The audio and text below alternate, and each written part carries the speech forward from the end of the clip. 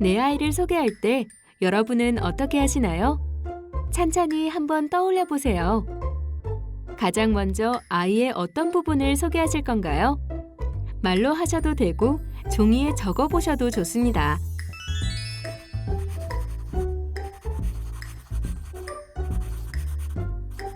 부모님이 지금 떠올린 내용 중에 아이의 나이나 성별, 몇째인지, 어느 학교를 다니고 몇 학년이고 성적은 어느 정도인지 등의 내용이 담겨 있나요? 만약 그렇다면 지금 말씀드린 것들을 빼고 다시 한번 내 아이에 대해 소개해 보시길 바랍니다.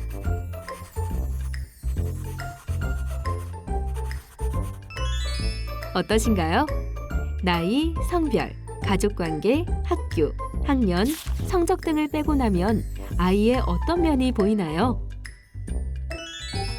사실 나이, 성별, 가족관계, 학교, 학년, 성적 이런 것들은 사회적으로 제시한 기준입니다. 그 기준으로는 내 아이의 본 모습, 내 아이가 무엇을 좋아하고 어떤 마음을 갖고 지내는지를 알아가는데 필요치 않는 것들이죠. 정말 그럴까라고 생각되신다면 이번에는 부모님이 자기소개를 40초 동안 해보시기 바랍니다. 단 명함식 설명이 아니라 나는 무엇을 좋아하고 어떤 생각을 하며 어느 계절을 좋아하는지 등 오로지 나에 대해서만 소개하시는 겁니다.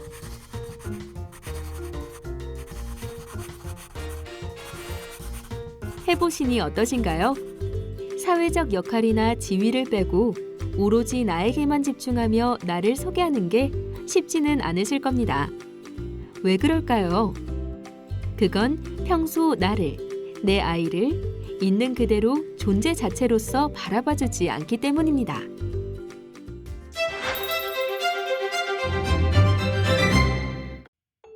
존재 자체를 인정하고 주목한다는 것은 행동이나 생각이 아니라 그 사람의 감정이나 마음에 주목해주는 것입니다.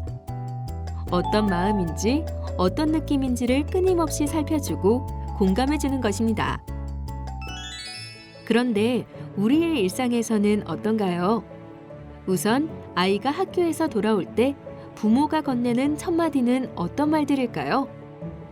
다녀왔습니다. 손 씻고 와서 간식 먹어라. 네. 오늘 공부는 열심히 했어? 오늘 학교 가서 뭐 했어? 학교에서 친구들이랑 잘 지냈어? 선생님 말씀도 잘 들었지? 학교를 잘 다녀왔는지, 어떻게 생활했는지, 아무 일 없었는지 아이를 살피는 마음에서 건네는 질문들인데요. 어때요? 모두 아이가 어떻게 행동했는지에 초점이 맞춰져 있습니다.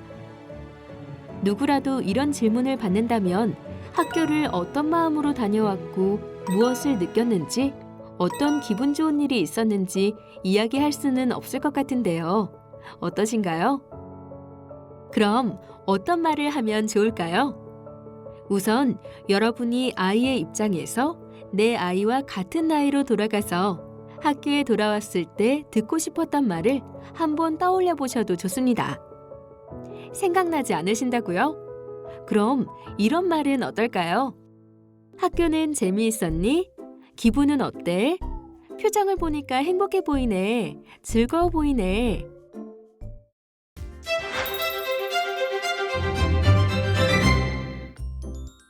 아이는 존재 자체만으로 인정받을 때 빛이 납니다.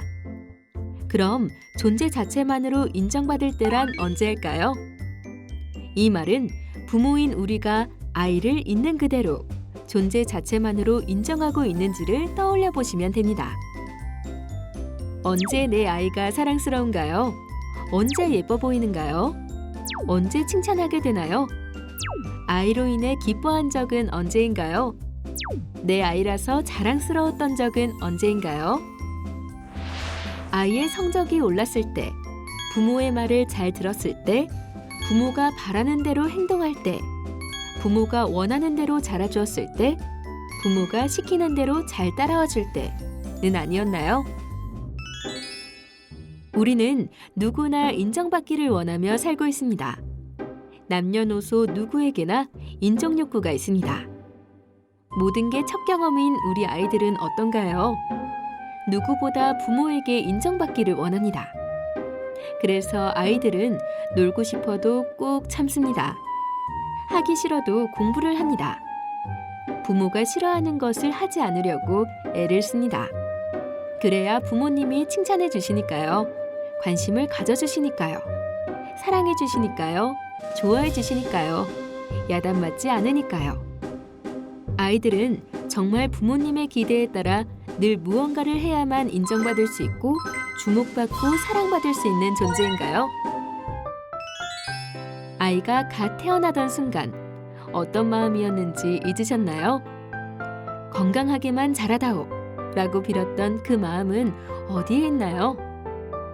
무엇을 해야만 하는 것이 아니라 자신의 존재만으로 충분하다는 것을 아이가 느낄 수만 있다면 아이들은 누가 뭐라 할 것 없이 자존감이 높은 아이로 자랄 겁니다.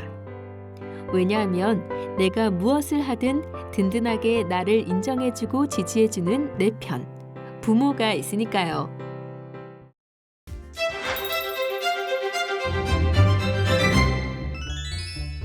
우리 아이는 나랑 비슷해. 우리 아이는 나랑 전혀 안 닮았어. 첫째는 안 그랬는데 쟤는 왜 그래? 아직 초등학교 저학년이니까 괜찮아. 유치원 때 한글 다 떼던데. 우리 애는 초등학교 고학년이니까. 초등학교 5학년인데. 형제, 또래, 학년 등 아이들은 늘 비교를 당합니다. 각자 자기 속도가 있음에도 불구하고 집단 속에서 또래 속에서는 비슷하게 성장하는 게 정상이라고 생각하기도 합니다. 성향이 비슷하다고 똑같은 사람은 아닙니다. 그런데도 비슷한 성향인데 다르게 행동할 때 이상하게 바라봅니다. 왜 그래야만 하는 걸까요? 세상이 사회가 그러니까 비슷하게는 따라가야지 그럴 수밖에 없지 않냐고 하실지도 모릅니다.